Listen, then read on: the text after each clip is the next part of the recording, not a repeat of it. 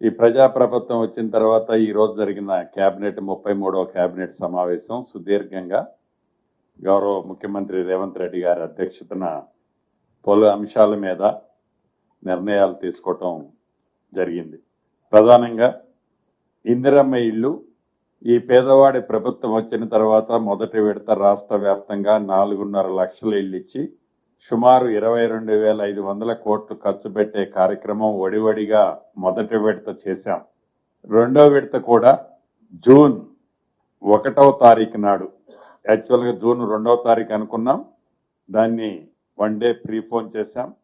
June 1వ తారీఖు నాడు ఆసిఫాబాద్ జిల్లాలో సిరిపుర్ కాగజ్ నగర్ దగ్గర గౌరవ ముఖ్యమంత్రి గారు చేతుల మీదుగా సహచర మంత్రివర్యులు మిగతా ప్రజాప్రతినిధులందరి సమక్షంలో రెండవ విడత 2.5 లక్షల ఇల్లు లాంఛనంగా బెనిఫిషరీస్ కి అలొకేషన్ చేసే కార్యక్రమాన్ని చేపట్టాం.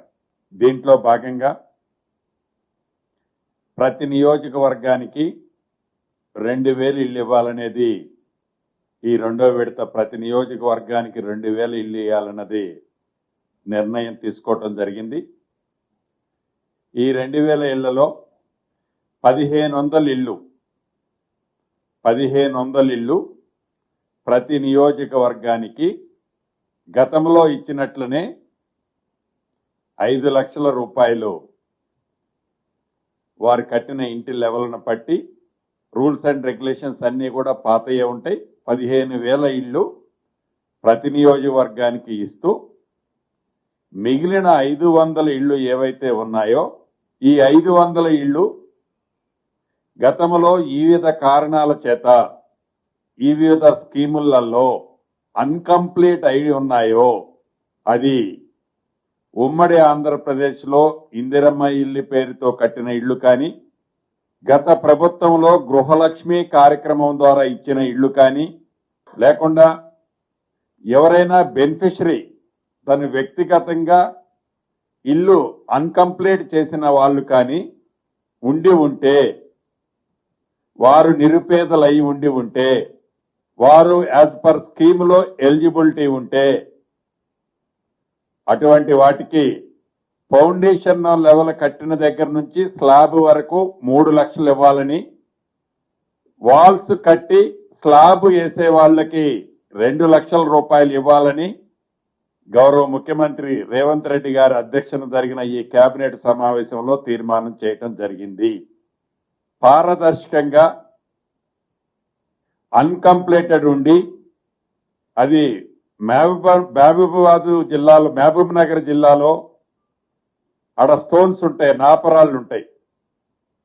ఈ నాపరాళ్ళు కప్పు కింద వేసుకున్న ఇళ్లు కొన్ని ఉంటాయి. వాల్స్ అన్ని పర్ఫెక్ట్ గా కట్టి పైన రేకులేసిన ఇళ్లు కొన్ని ఉంటాయి. ఫౌండేషన్లు కట్టి ఆ ఫౌండేషన్ల మీద రేకులు కట్టుకొని నివసించే కుటుంబాలు కొన్ని ఉంటాయి. నేను కూడా ప్రత్యక్షంగా గిరిజన ప్రాంతాలు, భద్రాచలం, పెనుపాక ఆ ప్రాంతాలు తిరిగినప్పుడు స్వయంగా చూశాను. ఆనాడు దివంగత నేత రాజశేఖర రెడ్డి గారు ముఖ్యమంత్రిగా ఉన్న టైంలో ఇచ్చిన ఇందిరమ్మ ఇళ్లలో అన్కంప్లీటెడ్ ఉండి, తాండూరు ప్రాంతంలో కూడా చూశాను. తాండూరులో అన్కంప్లీటెడ్ గా ఉండి కిటికీ లెవెల్లో కట్టి వదిలేశారు. ఆ పైన టార్పల్ కప్పుకొని ఉన్నారు. అది ఆ స్కీమ్ లో ఫిట్ అవట్లా, ఈ స్కీమ్ లో ఫిట్ అవట్లా, ఇబ్బంది పడుతున్నారు. అటువంటి వాటిని ఈ రెండో విడతలో ప్రయారిటీ ఇచ్చాం. అదే రకంగా మూడో విడతలో ఇవ్వబోయే దాంట్లో ప్రయారిటీ ఇస్తాం. 4వ విడతలో కూడా ప్రయారిటీ ఇచ్చి వాటిని కూడా కంప్లీట్ చేయాలన్నది నిర్ణయం తీసుకోవడం జరిగింది. అదే రకంగా ఆనాడు ఇందిరమ్మ ఇళ్లు ఇచ్చిన వాళ్ళు ఉంటే డిస్క్వాలిఫై అని ఇప్పటి వరకు ఫస్ట్ విడతలో చెప్పాం. రెండో విడతలో అది సిమెంట్ కానీ, స్టీల్ కానీ, క్యాష్ రూపంలో కానీ 20,000 రూపాయల వరకు తీసుకున్న వాళ్ళని ఎలిజిబుల్ కింద ట్రీట్ చేసి, అప్పుడు తీసుకున్న అమౌంట్ ఈ 5 lakhs లో డిలీట్ చేసి రిమైనింగ్ బ్యాలెన్స్ ఇవ్వాలని కూడా ఈరోజు కేబినెట్ లో నిర్ణయం తీసుకోవడం జరిగింది. వీటితో పాటు రాష్ట్ర వ్యాప్తంగా సుమారు 14,800 పూరి గుడిసెలు ఉన్నాయని మా సర్వేలో, హౌసింగ్ డిపార్ట్మెంట్ సర్వేలో నిర్ధారణ చేయటం జరిగింది. ఏదైతే సెకండ్ ఫేజ్ ఇల్లు ఇస్తున్నామో అది ఏ నియోజకవర్గంలో, ఏ గ్రామంలో ఎన్ని పూరిళ్ళు ఉన్నాయన్నది మా దగ్గర లిస్ట్ ఉంది. ఆ లిస్టు ప్రకారం ఈ 14,800 ±1 to 5-10 హౌజెస్ ఏవైతే ఉన్నాయో ఆ పూరిళ్ళని తప్పకుండా ఈ సెకండ్ ఫేజ్ లో ఇందిరమ్మ ఇల్లు ఇచ్చి వాటిని ఇల్లు కట్టాలన్నది కూడా కేబినెట్ లో గౌరవ ముఖ్యమంత్రి గారి అధ్యక్షతన జరిగిన ఈ సమావేశంలో సహచర మంత్రులు, ముఖ్యమంత్రి గారు కూడా సూచనలు ఇవ్వటం జరిగింది. దాన్ని కూడా ఇంప్లిమెంటేషన్ చేయటం జరుగుద్ది. ఇది రూరల్కి సంబంధించిన అంశం. అదే రకంగా అర్బన్కి సంబంధించిన విషయంలో కూడా ఈరోజు కేబినెట్ నిర్ణయం తీసుకోవటం జరిగింది. ఆనాడు ఇందిరమ్మ ఇళ్లు కార్యక్రమం ద్వారా సర్వే ఏదైతే చేశామో ఈ సర్వేలో అప్లై చేసిన వాళ్ళు నియర్లీ 6 lakhs పైగా ఓన్లీ ఈ కోర్ అర్బన్ జిహెచ్ఎంసీ పరిధిలోనే ఉన్నారు. ఈ 3 కార్పొరేషన్ల పరిధిలో ఈ 6 to 7 lakhs ఏవైతే కోర్ అర్బన్ లో అప్లై చేసుకున్న వాళ్ళు ఉన్నారో ఇళ్ల స్థలం ఉన్న వాళ్ళు కేవలం 18,500 మంది తేలారు. ఈ 18,500 మందికి ఇళ్ల స్థలం ఎవరైతే ఉందో యాజ్ పర్ ఓల్డ్ రూల్స్ ప్రకారం వాళ్ళకి 5 లక్షల రూపాయలు ఇందిరమ్మ ఇళ్లు శాంక్షన్ ప్రొసీడింగ్స్ ఈ నెలాఖరులోపు ఇస్తామని గతంలో చెప్పాం. అన్న పద్ధతి ప్రకారం వాళ్ళకి ఇస్తున్నాం. కానీ మిగిలిన 6 లక్షల మంది అప్లై చేసుకుంటే ఎలిజిబుల్ ఉన్న వాళ్ళు మోర్ దాన్ 3 lakhs 3.5 lakhs ఉంటారు. ఇంకా వాళ్ళ విషయంలో కూడా ఈ రోజు కేబినెట్ లో నిర్ణయం తీసుకోవటం జరిగింది. మొదటి విడత ఈ కోర్ అర్బన్ అంటే ఈ 3 కార్పొరేషన్ పరిధిలోని 24 నియోజకవర్గాల్లో ప్రతి నియోజకవర్గాన్ని ఒక యూనిట్ గా ట్రీట్ చేసి ప్రతి నియోజకవర్గ పరిధిలోనే నిరుపేదలు, మధ్యతరగతి కుటుంబాలు ఎవరైతే ఉన్నారో 2 సెక్టర్లుగా డివైడ్ చేసి నిరుపేదలు, మధ్యతరగతి కుటుంబముల వారికి ప్రభుత్వ స్థలాలలో 1,00,000 ఇళ్లు మొదటి విడత కట్టించి ఇవ్వాలన్నది ఈ రోజు కేబినెట్ లో నిర్ణయం తీసుకోవడం జరిగింది.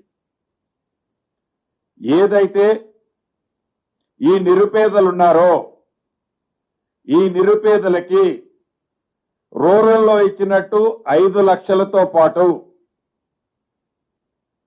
అన్డివైడెడ్ షేర్ కు సంబంధించిన ల్యాండ్, ఆ కట్టే అపార్ట్మెంట్ కి సంబంధించిన ల్యాండ్ ని కూడా ఫ్రీగా ఇవ్వాలన్నది ప్రభుత్వం నిర్ణయించి ఆ ఎక్సెస్ అమౌంట్ ఎంతైతే ఉంటుందో అది 4 లక్షల 5 లక్షల క్యాలిక్యులేషన్ చేసి ఆ 400 420 ఎస్ఎఫ్టీ కట్టియాలనే ఏదైతే ఆలోచన ఉందో దాన్ని ఆ నిరుపేదలు వారి జీవనోపాధి కోసం ఎక్కడ ఏ ప్రాంతాలైతే నివసిస్తున్నారో అదే ప్రాంతాలలో వారుండే స్లమ్ ప్రాంతాల్లో వాళ్ళకి విల్లింగ్ ఉంటే ఆ స్లమ్లోనే కట్టిస్తాం. ఆ స్లమ్ ప్రాంతాల్లో కట్టించి 5 లక్షల రూపాయలతో పాటు ఆ ల్యాండ్ మీద కూడా వాళ్ళకి అన్డివైడెడ్ షేర్ కూడా రైట్లు ఇస్తాం. అలా కాని ప్రాంతాలు ఏవైనా ఉంటే అది హౌసింగ్ బోర్డుది కానీ వివిధ శాఖలకు సంబంధించిన భూమి, నివాసానికి యోగ్యమైన భూమి ఏదైతే ఉందో దాన్ని ఐడెంటిఫై ఇప్పటికే కొన్ని పాకెట్లు చేశాం.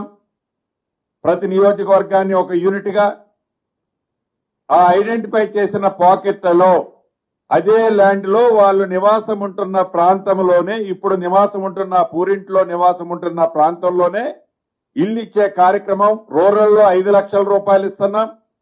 అర్బన్ లో 5 లక్షల రూపాయలతో పాటుగా అన్డివైడెడ్ షేర్ ల్యాండ్ ను కూడా ఇవ్వాలన్నది ఈ రోజు కేబినెట్ నిర్ణయించి దాని విధి విధానాలు, ఆ బెనిఫిషరీని ఎలా సెలెక్ట్ చేయాలి, ఎంత అమౌంట్ మ్యాచింగ్ ఎవరైతే బెనిఫిషరీ ఉంటాడో వారికి ఇవ్వాలి అనేది ఈ ఎల్ఐజీ స్కీమ్ లో నిర్ణయించడం జరిగింది. దానికి సంబంధించిన విధి విధానాలలో రాబోయే కపుల్ ఆఫ్ డేస్ లోనే ప్రకటించడం జరిగింది అఫీషియల్ గానే. అదే విధంగా ఎంఐజీకి సంబంధించింది కూడా కోర్ అర్బన్ ఈ 3 కార్పొరేషన్ పరిధిలో కోర్ అర్బన్ ప్రాంతంలో ఈ 3 కార్పొరేషన్ ప్రాంతంలో ఎంఐజీకి సంబంధించింది కూడా ఒక 30% హౌజెస్ కట్టాలని, దాంట్లో అన్డివైడెడ్ ల్యాండ్ తో పాటు ఆ కన్స్ట్రక్షన్ ఫ్రీ హోల్డ్ ఎవరికైతే ఇస్తారో కొనుక్కుంటారో అది నార్మల్ ప్రాఫిట్ తో పెట్టి ఆ వచ్చిన నార్మల్ అమౌంట్ ని ఈ ఎల్ఐజీలో యూటిలైజేషన్ చేయాలన్నది ప్రభుత్వం యొక్క ఆలోచన. ఈ సిస్టమ్ మొత్తాన్ని విధి విధానాలని పూర్తిగా రాబోయే కొద్ది రోజుల్లో చేయటం జరుగుద్ది. ఈ కోర్ అర్బన్ లోని 3 కార్పొరేషన్లో 1,00,000 ఇళ్లకి మొదటి విడత ప్లాన్ చేయటం జరుగుతుంది. గతంలో 2 BHK ఏవైతే కట్టారో ఎన్ని కట్టినా వాటికి వీటికి డిఫరెన్స్ ఉంది. ఆనాడు ఎవరైతే వారి జీవనోపాధి కోసం నివసించే ప్రాంతం నుండి 30 నుంచి 40, 50 కిలోమీటర్ల దూరంలో ఆ 2 BHK కట్టిన కారణంగా అక్కడికి వాళ్ళు పోయి నివసించలేక అక్కడ నివసిస్తే మళ్లీ వారి జీవనోపాధి ప్రాంతానికి ప్రతిరోజు అప్ అండ్ డౌన్ చేయలేక ఆ ఇల్లు ఇచ్చిన నిరుపయోగంగా వదిలేసిన సందర్భాలు కోకొల్లగా ఉండి అవన్నీ ప్రభుత్వం దృష్టికి ఈనాడు వచ్చినాయి. కాబట్టి వారి జీవనోపాధి కోసం నివసించే ప్రాంతంలోనే ఇల్లిచ్చే కార్యక్రమం కోసం ఈ కాన్సెప్ట్ ని ప్రభుత్వం ఈనాడు కేబినెట్ లో అప్రూవ్ చేసిందని కూడా మీ ద్వారా ఈ కోర్ ప్రాంతంలో నివసించే నిరుపేదలు మధ్యతరగతి కుటుంబాలకి శుభవార్త తెలియజేస్తున్నాను. అదేవిధంగా గోదావరి పుష్కరాలు వచ్చే సంవత్సరం 2027 జూన్ 26వ తారీఖు నుంచి గోదావరి పుష్కరాలు స్టార్ట్ అవుతున్నాయి. దానికి సంబంధించిన అంశంలో ఈరోజు కేబినెట్ లో ఈ పుష్కరాల కోసం 1000 కోట్లకి నిధులు వివిధ వర్కుల కోసం శాంక్షన్ చేయడం జరిగిందనేది కూడా సంతోషంగా తెలియజేస్తున్నాను. అదే రకంగా రాష్ట్రంలోని అన్ని జూనియర్ కళాశాలలో మధ్యాహ్న భోజన కార్యక్రమాన్ని కూడా ఏర్పాటు చేయాలని దానికి సంబంధించిన అంశాన్ని ఈరోజు కేబినెట్ లో అప్రూవల్ చేయటం జరిగింది. అదే రకంగా కోఆపరేటివ్ సెక్టార్లోని DCMSల్ని మార్క్ 5 లో విలీనం చేయాలని, అదే రకంగా తెలంగాణ రూరల్ ఇన్ఫ్రాస్ట్రక్చర్ కార్పొరేషన్ ని ఆకాలో విలీనం చేయాలని కేబినెట్ ఈరోజు నిర్ణయం తీసుకోవడం జరిగింది. ఇక ప్రధానమైన అంశం పాలమూరు రంగారెడ్డి. ఇది చాలా వెనుకబడ్డ ప్రాంతం. ఈ వెనుకబడ్డ ప్రాంతంలో ఆనాటి ప్రభుత్వం ఏదైతే పాలమూరు రంగారెడ్డి అనే ప్రాజెక్టుని 21 భాగాలుగా విభజించి 18 భాగాల వరకే ఆనాటి కాన్సన్ట్రేషన్ చేసి కొంత పార్ట్ వర్కులు కంప్లీట్ చేశారు. ఆ బ్యాలెన్స్ వర్కులు కంప్లీట్ చేయడంతో పాటు మిగిలిన లాస్ట్ లో ఉన్న లక్ష్మీదేవిపల్లి రిజర్వాయర్ వరకు ల్యాండ్ ఎక్విజిషన్ కూడా చేయాలి అని ఫస్ట్ ఫేజ్ లో యుద్ధ ప్రాతిపదిక మీద ఈరోజు కేబినెట్ నిర్ణయం చేయడం జరిగింది. దానికి సంబంధించి మొదటి విడత 587 కోట్లు ల్యాండ్ ఎక్విజిషన్ పర్పస్ కోసము రాష్ట్ర కేబినెట్ ఆమోదం తెలపడం జరిగింది. అదేవిధంగా 2030 నాటికి ప్రపంచంలో టాప్ 5 లైఫ్ సైన్సెస్ హబ్బులుగా ఒకటిగా తెలంగాణ ఉండాలని ఈ రాష్ట్ర ప్రభుత్వం సంకల్పించి దానికి సంబంధించి 2026 to 30 సంబంధించిన పాలసీని గౌరవ ముఖ్యమంత్రి గారి చేతుల మీదుగా గతంలో దావోస్ వెళ్ళినప్పుడు ఈ పాలసీని దావోస్ లో లాంఛనంగా దాన్ని ప్రారంభించడం జరిగింది. దానికి సంబంధించింది కూడా ఈ రోజు కేబినెట్ లో ఆ పాలసీకి సంబంధించిన దాన్ని ఆమోదించుకోవడం జరిగింది.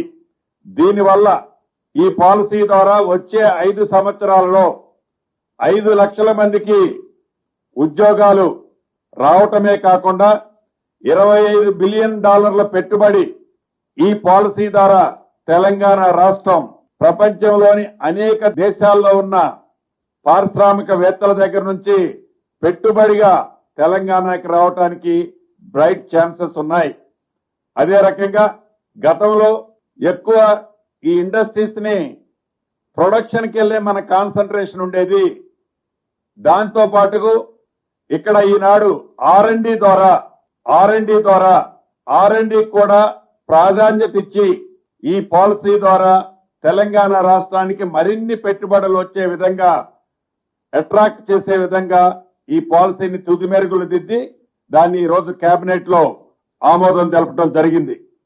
అది కాకుండా గత ప్రభుత్వం 2017 జనవరి 2వ తారీఖు నాడు కేంద్ర ప్రభుత్వానికి సంబంధించిన ట్రైపార్టీ మెమోరాండం ఒకటి చేసుకోవటం జరిగింది.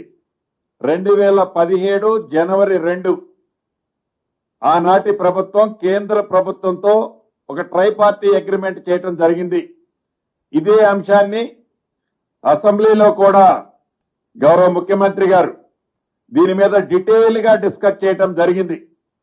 ఈ ట్రైపార్టీ అగ్రిమెంట్ కి సంబంధించిన అంశాన్ని నాకు తెలిసి సుదీర్ఘంగా ఒక 2 days చర్చ జరిగింది.